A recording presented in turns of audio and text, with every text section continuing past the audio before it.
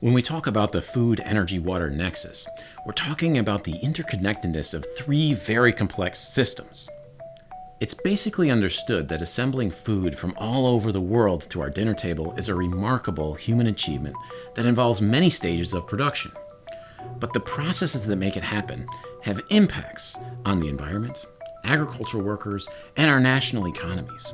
So the question becomes, can we quantify the inputs and outputs of these systems and how they interact to create a metric that can be used to influence policy decisions about this nexus in a meaningful way, according to the goals of the society utilizing it? Too often, our modern society finds itself in a vicious cycle of analysis paralysis, torn between conflicting values and contradicting legislation, primarily because we only focus on one aspect of this nexus at a time. How can we provide drinking water for all people? How can we work to end global hunger? How can we address climate change? How can we maximize crop yields and/or corporate benefits? Oftentimes, the answers to these questions are in direct conflict with one another.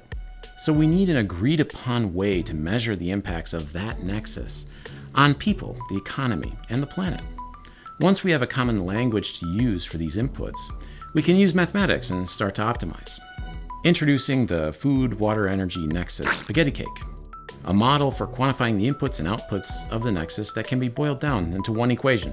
To learn more, check out the next video.